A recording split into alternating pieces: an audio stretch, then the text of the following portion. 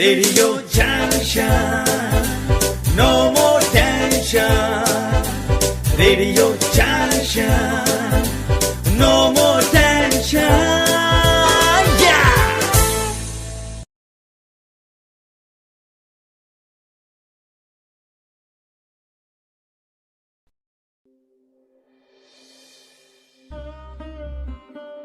हमारी जिंदगी के रियल हीरोज से मिलिए हर शुक्रवार रात 10 बजे कार्यक्रम रात बाकी बात बाकी में।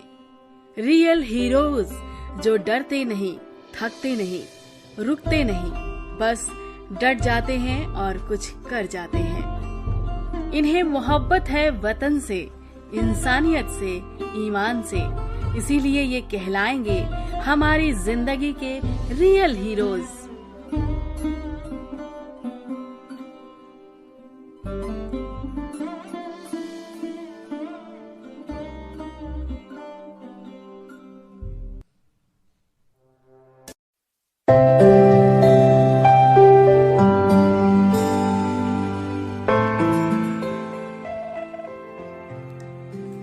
नमस्कार दोस्तों, आप सभी का बहुत बहुत स्वागत है हमारे आज के विशेष कार्यक्रम हमारी जिंदगी के रियल हीरोज में। रियल हीरोज में हम अपने हीरोज के साथ बात करें उससे पहले बात कर लेते हैं आज के दिन विशेष पर। आज है दिन शुक्रवार और तारीख 1 दिसंबर। 1 दिसंबर की तारीख पूरे देश में मनाई जाती है एड्स दिवस के रूप में। इसी के साथ साथ 1 दिसंबर को है उदित नारायण का जन्मदिन, जिनके गीतों से जो है आपकी शामें सजती हैं, दिन सजते हैं और मोहब्बत भरे पैगाम भी पहुंचते हैं।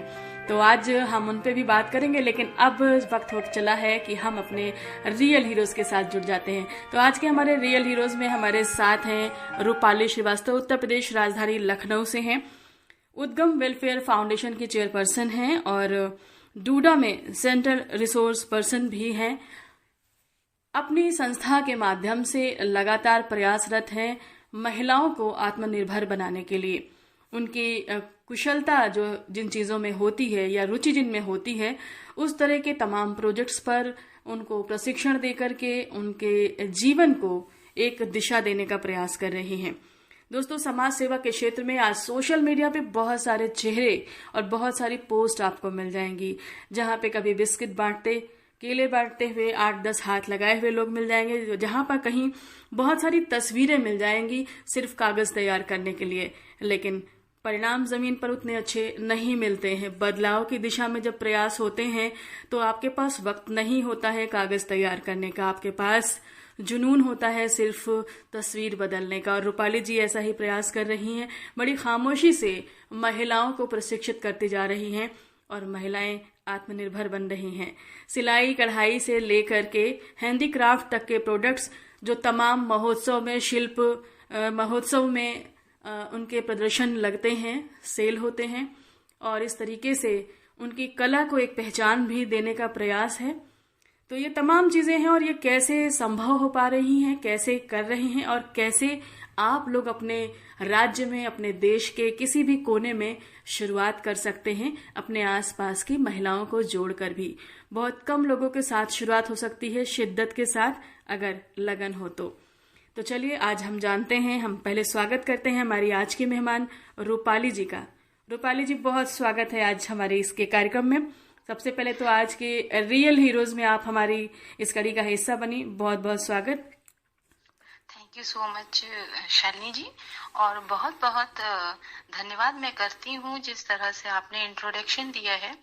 और मैं मान के चलती हूँ कि जो एनजीओ का बेसिक मोटिव होता है काम करने का, हाँ, वो धरातल ही होता है और बाकी सारी चीजें सेकेंडरी और थर्ड लेयर पे रहती हैं जी। कोशिश यही रहती है कि जितनी ज्यादा जरूरत हमारे निर्धन वर्ग को है समाज सेवा की या सो कॉल्ड जो जरूरतमंद हैं उनकी, तो उसको फुलफिल करने के लिए क्या क्या रिसोर्सेज हैं, मैं सबसे पहले वर्कआउट उस पे ही करती हूँ जिस तरह से आपने बताया, और वो बहुत सुंदर अभिव्यक्ति थी। Thank you so much. बहुत शुक्रिया। दरअसल सोशल वर्क में कई बार दिखावे की बात होती है। मैं जमीनी स्तर पे बात करती हूँ। गरीब तो गरीब है, और गरीब से ज्यादा सबसे बड़ी बात है कि जिस दिशा में या जिस प्रशिक्षण के लिए हम चुनाव कर रहे हैं, उसमें आने वाले लोगों को सिर्फ भीड़ नहीं, उनकी रुचि होना बहुत जरूरी है, क्योंकि तभी वो सफल भी हो सकते हैं।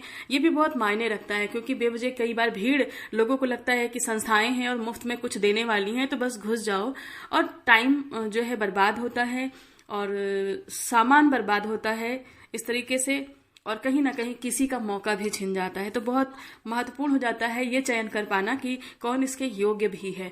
तो आप लोग इस तरह का प्रयास कर रहे हैं। रूपाली जी, सबसे पहले मैं ये जानना चाहूंगी कि ये जो आपका प्रयास है, इसमें सिलाई कढ़ाई या हैंडीक्राफ्ट का जो प्रशिक्षण, जैसा कि हमारी जानकारी है, उसमें किस किस तरह के प्रोडक्ट्स जो है महिलाएं तैयार कर रही हैं, और उनकी उपयोगिता क्या है जिसकी वजह से उनका रोजगार बढ़ सकता है? मैं आपको बताऊं कि जिस विषय पे हम लोग, जिस हैंडीक्राफ्ट को हम लोग इस्तेमाल करते हैं, मैक्रम, आज के समय में उसको मैक्रम बोलते हैं, लेकिन बहुत पहले के समय में हमारी जो नानियां दादियां हुआ करती थी, वो डोरियों से चीजें बनाती थी। जब हमारे पास किसी तरीके के ऑप्टिकल्स या ऑब्जेक्ट्स नहीं हुआ करते थे, क्रोशिया, सिलाई, ये तो वो सिर्फ डोरियों से ही सारे कलाकारी उसमें की जाती है। और मैक्रम जो है वो प्राचीनतम हस्तशिल्प में से एक है। तो कहीं ना कहीं हम लोग, मैंने जब देखा था अपनी नानियों और दादियों के पुरानी हवेलियों में, घरों में, कि कुछ सामान ऐसे थे डोरियों के जो 80-80 साल पुराने थे, लेकिन वो एज इट इज थे। तो उनकी उपयोगिता से मतलब क्या, ये जो सन होता है उसकी बात कर रही हैं? सॉरी, मैं नहीं समझ पाई क्वेश्चन आपका। मतलब सन, जैसे सन एक, जैसे जूट की रस्सी होती है, वैसे बड़ा सॉफ्ट सा रेशे वाला एक पदार्थ होता है पेड़ों से निकल। नहीं, ये लगभग आप इसको रिजेंबल कर सकती हैं। जो डोरियां जो नारे के रूप में जो इस्तेमाल होती हैं, उससे पतली बारीक होती हैं, कॉटन की डोरियां होती हैं ये। आपने कभी देखा होगा कि बहुत पहले समय में जो मटकी रखने के लिए अक्सर करके लोग उसको ठंडक में टांगने के लिए थोड़ी हाइट पे उसको हैंग करते थे, सुतली। तो जो वो सुतली आप जी, उसी की मैं बात कर रही हूँ। ये सुतली को ही सन बोलते हैं गांव में, और सन से जो है सुतली बनाई जाती है डोरी के रूप में। और जी, तो हाँ, ये उन्हीं के प्रोडक्ट बनते हैं और बहुत ही किफायती दरों पे होते हैं, बहुत उपयोगी होते हैं और लॉन्ग लास्टिंग होते हैं। मतलब अगर आपने उसको बनाया है, उसको आपने परचेज भी किया है, तो वो आपके लिए बहुत लंबे समय तक उपयोगी रहता है जी, लंबे समय तक। और इस जो कला है, ये जो हस्तशिल्प है, ये लगभग गायब है, क्योंकि हम लोगों ने जब इसके बारे में गहन अध्ययन किया तो कहीं पर भी मैक्रम का स्पेसिफिक वर्ग हम लोग को दिख नहीं रहा था जी। तो लकली हम लोगों के पास कुछ टीम थी जो इसको करने के लिए रेडी थी, और कुछ महिलाएं थी हमारे सराउंडिंग्स में जिनको हम लोग किसी न किसी तरह से ऑलरेडी जोड़े हुए थे, सिलाई के काम से या किसी और काम से। तो इसमें हम लोगों ने जब उनको जोड़ा तो उनकी रुचि बहुत उभर के आई, बहुत ज्यादा वो रुचि अपनी शो कर रही थी। और जो प्रोडक्ट्स बन के आते हैं वो भी बहुत किफायती दरों पे ही बिक जाते हैं, तो उनके लिए वो सेल करना आसान होता है। क्योंकि वो बहुत कोई रॉकेट साइंस नहीं होती है, तो लोगों को ऐसा भी नहीं होता कि जो वर्ग मेरे पास सीखने आता है शालिनी जी, वो लगभग जो अंडर प्रिविलेज्ड होती हैं लेडीज, उनका होता है, कोई घरों में काम करती हैं, हाउस हेल्प होती हैं, या आया है, या कोई ऐसी कैटेगरी जिसमें बहुत एजुकेटेड लेडीज नहीं हो अगर जी। तो वो अपने सामान को जब बनाती हैं तो उसको सेल करने में उन्हें आसानी होती है, वो उससे रिलेट कर पाती हैं, क्योंकि किसी न किसी समय पे उन्होंने उसको देखा सुना है। कोई ऐसा सामान बना के बेचना जो बिल्कुल नया हो, उसके परस्पर ये सामान जब वो बनाती हैं तो इसकी उपयोगिता के आधार पे वो उसको मार्केट में सेल भी आसानी से कर पाती हैं और अपने लिए धन अर्जित कर सकती हैं जी। तो ये बड़ा मोटिव था मेरा इस प्रोडक्ट को चुनने का, कि इसको बनाना अगर आपने सिखा दिया है तो इससे धन अर्जन वो खुद कर सकती है जी। तो इसमें आपने बताया तो मैं भी अपनी उन यादों में पहुंच गई जो गांव से जुड़ी रही हैं बचपन में। एक कहावत अवध के प्रांत के जो भी श्रोता साथी हैं वो सुन रहे होंगे, समझेंगे कि बिलारी के भाग से सिकहर टूटा, एक मतलब बिल्ली के भाग्य से सिकहर टूटा। और जो सिकहर होता था, जो गांव में दही या दूध रखने का था मटके, वो लटकाए जाते थे, जो है एक रस्सी का बना हुआ टांगा होता था छत से जो है, या झोपड़ी के उससे, तो जो टांगते उसी को सिकहर बोलते हैं। और आज शहरों में तमाम हैंडीक्राफ्ट्स मार्केट में वो दिखाई पड़ते हैं और वो शो पीस का हिस्सा होते हैं। लेकिन वो पहले उपयोगिता में थोड़ा चेंज हो गया है, तो अभी उसको हम लोग प्लांटिंग के लिए बेसिकली यूज करते हैं। अगर आप देखेंगे तो उसको प्लांटर्स बोलते हैं, मतलब प्लांटिंग के लिए प्लांट होल्डर बोलते हैं। हाँ, प्लांट होल्डर बोल रहे हैं। अब गमले लोगों के बालकनी में सज रहे हैं क्योंकि किचन में वो स्पेस नहीं बना पा रहे हैं, न वो किचन में मटकी दूध की है, न दही का वो पकाने का संसाधन है, व्यवस्थाएं। तो शहरों में गमले सज रहे हैं उसमें। फिर भी उपयोगिता ये है, और सन से जुड़ी हुई तमाम चीजें दोस्तों हैं। शोपीस सजाने के काम भी आ रहे हैं, बैठकी बनाने के लिए, पैर पोंछने के प्रयोग में भी रस्सी के तमाम प्रोडक्ट्स बनाए जाते हैं, जिसे आप पैर जो है पोंछ के आते हैं, और वो चूंकि इतना सॉफ्ट होता है सन जिससे बनाया जाता है। तो कुल मिलाकर डोरमैट के रूप में भी तमाम प्रोडक्ट्स बन रहे हैं जो आसानी से हर घर की उपयोगिता हैं। तो रूपाली जी ये करें, सिलाई के मामले में भी आपने बताया सिलाई प्रशिक्षण का कितने दिन का आपका कोर्स रहता है रूपाली जी? देखिए, मैं निरंतर 2 वर्षों से एक सेंटर को स्टार्ट करके मैं उसमें किसी भी हाल पे कुछ कोर्सेज को हमेशा चलाती हूँ, जिसमें से मैक्रम एक हमारा सब्जेक्टिव है जो उद्गम वेलफेयर फाउंडेशन अपनी संस्था के अंतर्गत निःशुल्क चलाता है, जिसका कोई चार्ज नहीं होता है। इसी के संग संग इसी कड़ी में हम लोगों ने स्किल इंडिया डेवलपमेंट कौशल विकास योजना के अंतर्गत 3 महीनों के अलग अलग कोर्स को हम लोगों ने अपने यहाँ कंडक्ट कराया है, जिसमें बैच वाइज बच्चियां पढ़ती हैं, सीखती हैं, और उनको सेंट्रल गवर्नमेंट से ही सर्टिफाइड करवाती हूँ, जिसकी वैल्यू बहुत अच्छी है अगर वो बच्चा कुछ अच्छी तरीके से सीख लेता है।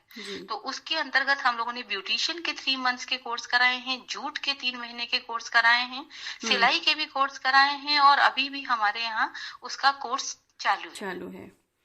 तो ये जो प्रशिक्षण है, इसमें मैं ये एक चीज जानना चाहती हूँ कि कई बार लोग, अब समय बदल रहा है, डिजिटलाइज भी हुए हैं, बहुत सारे लोग ऑनलाइन प्रशिक्षण, तो आपके जो कोर्स है क्या इसमें ऑनलाइन के विकल्प भी हैं? नहीं, जो स्किल इंडिया कोर्स कराता है वो तो बायोमेट्रिक होता है जी, तो ऑनलाइन का तो नहीं है। हाँ, मैक्रम के कुछ कोर्सेज हम लोग ऑनलाइन करा सकते हैं। अभी तक उस तरीके की कोई रिक्वायरमेंट हम लोगों को नहीं मिली है जी। जो लेडीज हैं वो सेंटर पे आ करके 2-2.5 घंटे बैठ करके सीखती हैं, उसकी प्रोजेक्ट फाइल बनाती हैं और प्रॉपरली उसको लिखती विकती हैं। तो अभी तक हम लोग ने डिजिटली इसको मतलब ऑनलाइन तो नहीं किया है, बट अगर रिक्वायरमेंट आती है तो मेरी टीम उसके लिए रेडी है। बिल्कुल।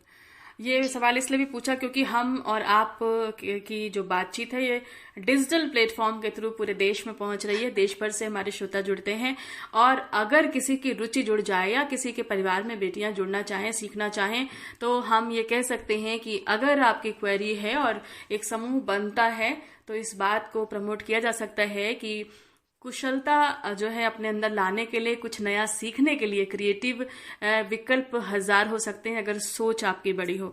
तो आप लोग भी सोच सकते हैं इस बारे में, और ये बदलते दौर का फैशनेबल इंडस्ट्री का वो हुनर है जो सदियों से चलता चला आ रहा है, बस मॉडर्नाइज हो गया है।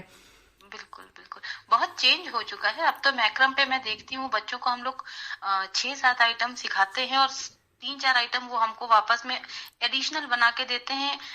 जो धागे उनके पास बच जाते हैं कटने के बाद, मैं कभी आप लोग अगर सेंटर आप में आएंगे, बिल्कुल मैं आपको दिखाऊंगी कि काफी सारे टॉप्स, इयररिंग्स, ये तो वो बचे हुए चीजों से बना देते हैं। मतलब जो वेस्ट मटेरियल होता है उसकी भी उपयोगिता उन लोगों ने सीख ली है और काफी ज्यादा वो लोग अब हो चुके हैं। बल्कि मैं तो कहूंगी कि मेरा पहला बैच आज उस कंडीशन पे है कि अगर वो एज ए ट्रेनर कहीं पर जरूरत होगी तो वो वहां पे एम्प्लॉयमेंट के लिए जा सकते हैं जी। इतना प्रशिक्षण उन्होंने ले रखा है प्रॉपर। तो ये जो बच्चे आपके यहाँ सीख करके तैयार हो जाते हैं, इनका काम अभी तो मैं समझती हूँ बहुत सारे लोग घर से ही अपना प्रोडक्ट बना करके सेल कर रहे होंगे या आपके माध्यम से कंटिन्यूस जुड़े होंगे कि आपकी जो भी प्रदर्शनी लगती होंगी तो उसमें यूटिलाइज उनका प्रोडक्ट होता होगा दिखाने के लिए और सेल करने के लिए। मगर क्या स्वतंत्र रूप से भी किसी ने कुछ स्टार्टअप किया? जी, मैं कहूंगी कि हम लोगों के सेंटर पे बहुत सारी ऐसी लेडीज हैं। लेडीज नहीं, मैं आपको एक वाकया बताऊंगी। लास्ट ईयर जब हम लोगों ने नया नया शुरू किया था तो हमारे पास करीब 15 से 20-25 साल की उम्र की लड़कियां ज्यादा हुआ करती थी। अभी तो महिलाओं की संख्या ज्यादा है। तो उन बच्चियों में से हम लोगों ने कुछ प्रोडक्ट 15 अगस्त के कुछ हम लोग के पास ऑर्डर्स आए थे, उसके अकॉर्डिंग हम लोगों ने दिए थे। तो कुछ बच्चियों ने वो चीज सीखी और उनके क्लास के बच्चों को वो पसंद आई, तो उन बच्चियों ने बना बना के उसको उसी टाइम पे सेल करना शुरू कर दिया था। जब वो पैसे लेकर के मेरे पास आई, उन्होंने कहा मैम ये हम लोगों ने बना के सेल किया है, तो वो बहुत अच्छी फीलिंग थी मेरे अंदर कि इन लोगों के अंदर ये गट्स अभी से ही आ गए हैं। आज की डेट में तो मैं आपको कहूंगी कि कई सारी ऐसी लड़कियां हैं जो एग्जीबिशंस में अपने बनाए प्रोडक्ट लेके जा रही हैं। मैं गिनती में अगर आपको बताऊं तो अगर हर बैच से मैं देखूं तो अगर 25 या 30 बच्चियों का बैच है तो 8-10 बच्चियां ऐसी हैं जो अपने लिए सारी चीजें कर पा रही हैं, और अगर उन्हें प्लेटफॉर्म मिलता है तो वो जाती हैं इंडिपेंडेंटली एग्जीबिशंस में पार्टिसिपेट करती हैं और वहां पे अपने सामान को सेल करती हैं और अपने परिवार के लिए थोड़ा बहुत जो भी वो धन अर्जित कर सकती हैं वो करती हैं। और मैंने भी उनको स्वतंत्रता दी है कि अगर आपको कोई सामान की जरूरत पड़ती है तो आप वो आकर के सेंटर से ले लीजिए, बनाइए। रूपाली जी, ये तो प्रशिक्षण की बात हो गई और उनके हुनर की बात हो गई। अब अगर बात हम करें कि जैसे इन्होंने सीख लिया है, या महिलाएं या बच्चियां जो भी सीख रहे हैं इस तरह के मक्रम, जैसे आपका मैक्रम की बात आपने की, सन की बात की, तो इस तरह के प्रोडक्ट्स के साथ अगर हम प्रतिदिन की आय की मेहनत प्रोडक्ट बनाने को और आय करने की बात करें, और दूसरी बात है डिमांड की बात करें, क्योंकि कितनी डिमांड होगी इस तरह के प्रोडक्ट्स की कि उनकी रोजमर्रा की जिंदगी का जो उनका परिवार चलाना है, तो महीने में कितना कमा सकती हैं डिमांड के हिसाब से अगर देखा जाए तो। मैं आपको बताऊं कि अब ये दुर्भाग्य समझिए कि ये भारत का ही प्राचीनतम हस्तशिल्प कला है, लेकिन भारत के अलावा अन्य देशों में इसकी उपयोगिता बहुत ज्यादा है और एक बहुत बड़ा प्लेटफॉर्म है मैक्रम के प्रोडक्ट की सेलिंग का। तो ये दुर्भाग्य ही मैं कहूंगी भारत का कि अपनी खुद की चीजों की उपयोगिता हम लोग नहीं समझते हैं और वेस्टर्न चीजों को, प्लास्टिक की चीजों को, चाइनीज चीजों को अपने घर में प्रेफरेंस लेवल पे रखते हैं जी। तो पहली तो ये दुर्भाग्य मैं कहूंगी। दूसरा, हाँ, जो हम ये बच्चियां सेल कर रही हैं इसमें एक सही मार्जिन होता है। आपके प्रोडक्ट के बाद जो भी मार्जिन होता है वो आपकी मेहनत का है, क्योंकि इसमें कोई मशीनरी आपका नहीं लगता है, कोई अदर एक्सपेंडिचर्स नहीं है इसमें, नहीं है। तो जो आपकी मेहनत है वो आप अपनी मेहनत का अच्छा पैसा ले पाते हैं। इतना धन अर्जित आप कर सकते हैं कि अपने परिवार को उससे चला सके। कुल मिला के हम ये कह सकते हैं कि अगर इसमें माइंड क्रिएटिव है, कुछ ना कुछ नया करने की क्षमता और उत्सुकता है, तो बहुत सारी चीजें तैयार की जा सकती हैं जिसकी कल्पना किसी ने की हो या ना की हो, और विभिन्न प्रकार की चीजें जो है लाई जा सकती हैं जो रूटीन में डेली जरूरत की और हर घर की जरूरत की हो सकती हैं। बहुत सारी चीजें हैं। और डिजिटली जब ये बच्चियां जुड़ेंगी थोड़ा और अपने आप को अपग्रेड करके और सीख के, तो जब ये डिजिटल मार्केट से जुड़ेंगी तो इसकी उपयोगिता और इसकी सेलिंग दोनों बहुत बढ़ सकती है। इसकी जो विस्तृत क्षेत्र है ना, वो डिजिटल ज्यादा जा सकता है परस्पर 1-to-1 के। मार्केट में इतना ज्यादा नहीं है कि कोई स्पेसिफिक शॉप आपको मिलेगी कि हाँ ये मैक्रम का है, या तो एग्जीबिशंस में मिलेगा या ऑनलाइन ही अवेलेबल है जी। तो हाँ, डिजिटल इंडिया हमको इसमें बहुत सपोर्ट करेगा जी, बिल्कुल। और ऐसे प्रोडक्ट को डिजिटल मार्केट की सबसे ज्यादा जरूरत है, क्योंकि प्रदर्शनी किसी विशेष मौकों पर, महोत्सवों में लग पाती है और कई बार लोग ऐसे प्रोडक्ट्स तलाशते हैं, मगर उनकी जो तलाश है वो पूरी नहीं होती, क्योंकि हर दुकान पर अवेलेबल नहीं होता है और सही जगह पता नहीं होने के कारण वो तलाशते रह जाते हैं, भटकते हैं, और जब कभी मिलती है तब मिलती है। तो इसमें दोनों का ही नुकसान होता है, जिसे तलाश है उसका भी और जिसको सेल करना है उसका भी। तो बिल्कुल ये जो है इस बारे में भी विचार किया जा सकता है और हमारा इस मामले में समर्थन आपको जरूर मिल सकता है। हमारे श्रोता साथियों में स्पेन से संभवतः हो सकता है हमारे साथी लक्ष्मण जी वो सुन रहे होंगे और बड़ी रुचि से सुन रहे होंगे इस बात को, और जितने भी श्रोता साथी नेपाल से जुड़े हुए हैं वो भी सुन रहे हैं। तो उन सबसे भी कहना चाहेंगे कि इस तरह के प्रोडक्ट्स के बारे में रुचि है तो आप अपने क्षेत्र में, अपने आसपास महिलाओं के बारे में बात करके देखिए। ऑनलाइन प्रशिक्षण का एक सेशन शुरुआत की जा सकती है रूपाली जी के साथ।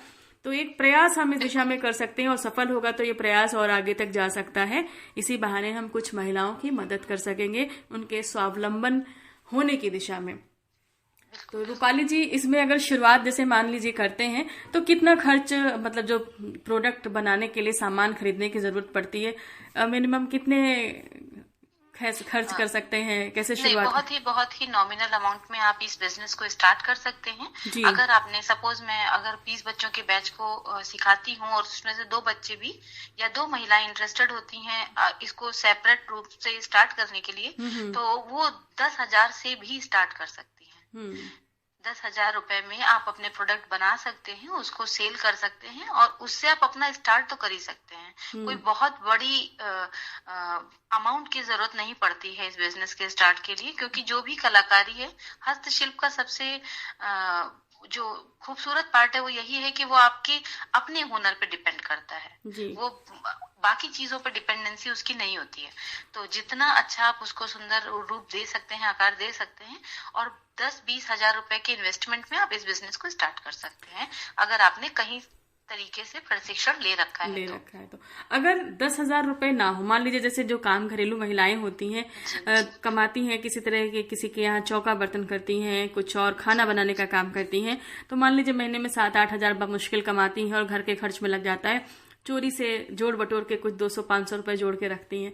तो ऐसी कंडीशन में अगर वो शुरू करना चाहें, मान लीजिए प्रशिक्षण चलिए ऑनलाइन मिल गया आपके माध्यम से, या प्रत्यक्ष रूप से सीखने का विकल्प कहीं मिलता है या उपलब्ध होता है, सीखने के बाद अगर शुरुआत करती हैं, तो क्या ऐसा संभव है कि वो बिजनेस रूप में ना होकर के पहले कम पैसों से कुछ प्रोडक्ट बनाए, अपने आसपास सेल कर दिया? बिल्कुल वो भी हो सकता है, लेकिन इसी कड़ी में मैं आपको जोड़ती हूँ कि आपने पहले ही बताया कि जैसे आपने बताया कि मैं अभी अपने आप को जोड़ चुकी हूँ डूडा के संग जी, और डूडा बहुत सारी योजनाओं के संग, भारत सरकार इस टाइम पे प्रधानमंत्री जी की इतनी ढेर सारी योजनाएं हैं और उसी को मैंने ध्यान में रखते हुए खुद को डूडा के संग जोड़ा था, कौशल विकास के संग जोड़ा था। ये सारी ऐसी योजनाएं हैं जो आपको प्रशिक्षण भी देती हैं और आपको रोजगार के लिए सुअवसर भी देती हैं। तो जो अमाउंट मैं आपको बता रही हूँ, यदि महिलाएं स्वयं सहायता समूह से जोड़ के खुद को, जैसे मैंने बनाए हैं, मैंने 10 स्वयं सहायता समूह बनाए हैं और 10 और मेरे लाइनअप हैं अभी, और ये 100 महिलाओं के समूह हैं।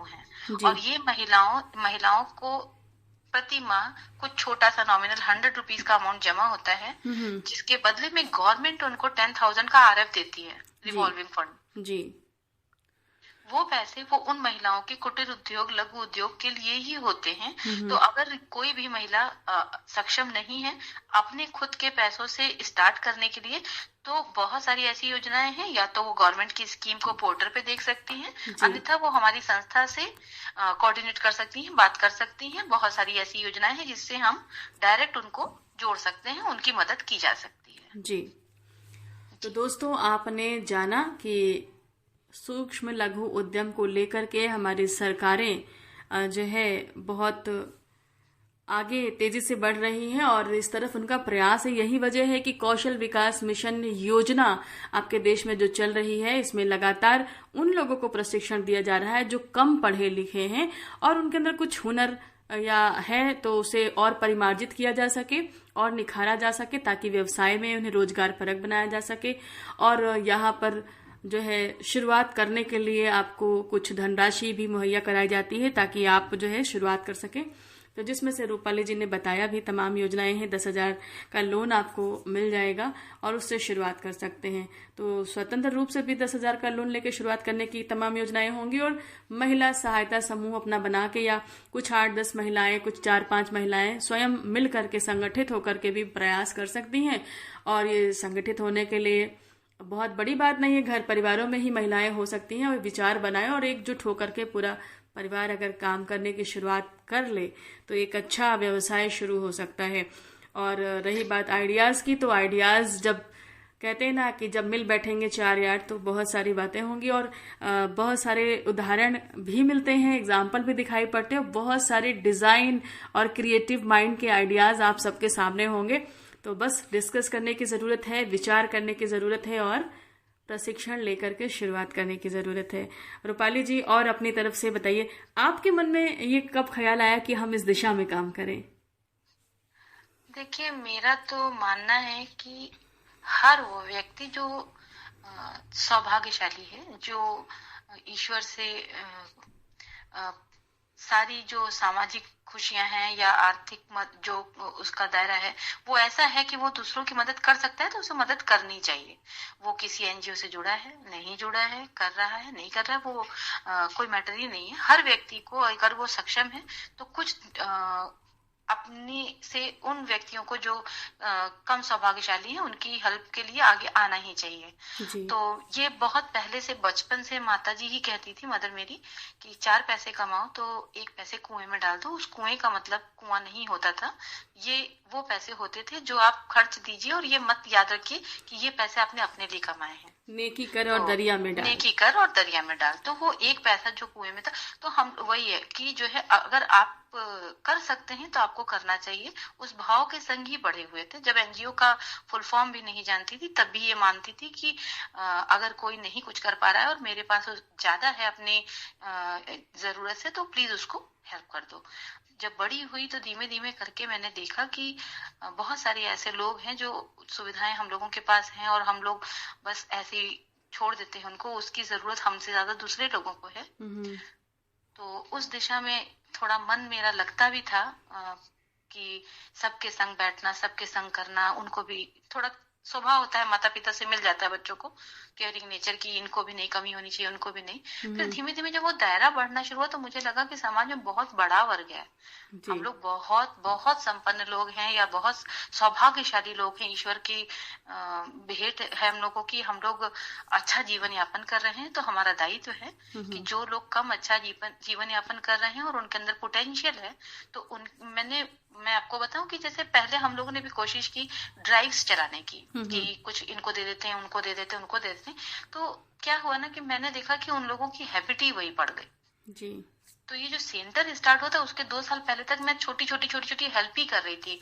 जाड़ा आया तो ब्लैंकेट कर दिया या कपड़े कर दिए या फिर जो मदद मांगी गई वो कर दी। बट वो इतनी क्षणिक होती है जी। और वो आप पे डिपेंडेंसी बढ़ाती है। आप एक बार किसी को देके देखिए, दूसरी बार वो वहीं पे मिलेगा। बिल्कुल। और इस तरह से कहीं ना कहीं हमें लगता है कि हम अपने जान में मदद कर रहे हैं, समाज की सेवा कर रहे हैं, लेकिन ये बहुत गलत तरीका है। हमें बड़ी आपत्ति होती है भिक्षावृत्ति पर, और लेकिन कहीं ना कहीं हम ये जो दान देने की प्रक्रिया करते हैं ना बेवजह की, कि सड़कों पर जाकर कंबल बांट रहे हैं, हम कपड़े बांट रहे हैं सीजन आया, और वो लोग लेके रख लेते हैं, हम खाना बांट रहे हैं दिन भर। एक दीजिए वो एक रख लेंगे, आप 2 दीजिए 3 दीजिए, रोज जाइए रोज दीजिए वो रोज रख लेंगे, रोज रख लेंगे। दिक्कत नहीं है उस बात की। इस तरीके से हम भिक्षावृत्ति को बढ़ावा दे रहे हैं। हम जैसे कहते हैं ना काहिलपने को, आलस्य को बढ़ावा दे रहे हैं। वो गलत तरीका है।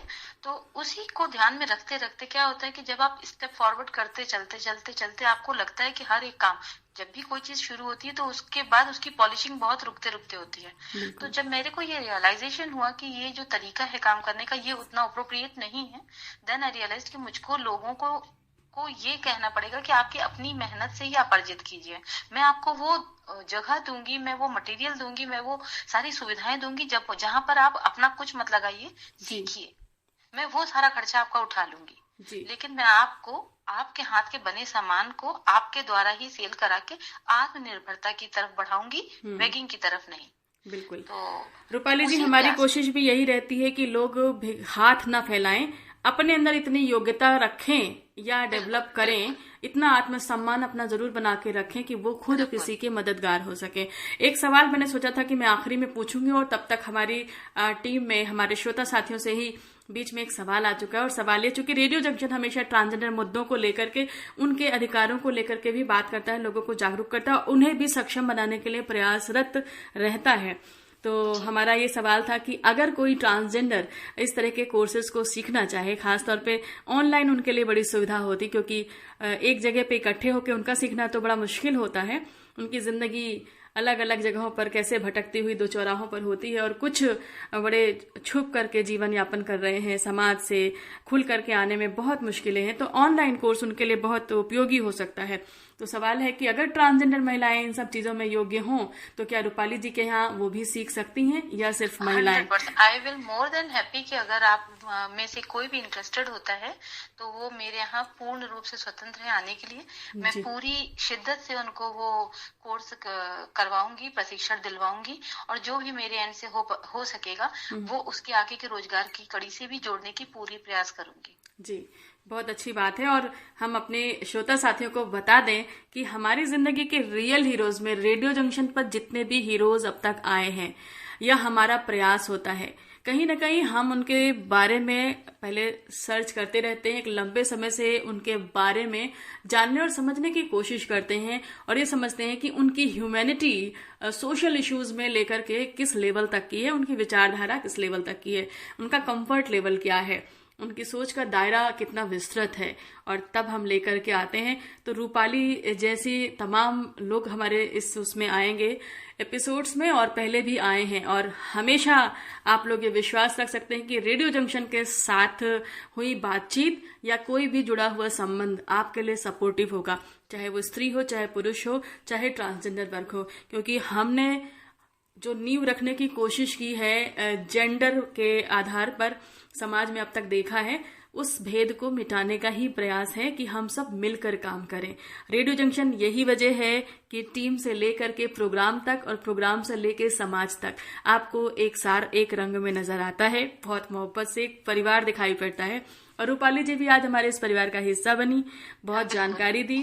तो रूपाली आपको बहुत धन्यवाद, और आपका जो ये प्रयास है ऐसे ही उड़ान भरता रहे, तमाम महिलाओं के बच्चों के पंख जो है अपना आकार लेते रहें और उनकी उड़ान ऊंची उड़ान हो, ये हमारी भी कामना है। और इस कामना के साथ ये विश्वास भी कि हमारे माध्यम से जो भी ट्रांसजेंडर महिलाएं या कोई भी महिलाएं आपके साथ जुड़ें, तो हम आगे भविष्य में ऑनलाइन प्रशिक्षण को भी आगे बढ़ा पाएं आपके माध्यम से, कुछ लोगों को उनकी रुचि को जो है एक विस्तार दे सके।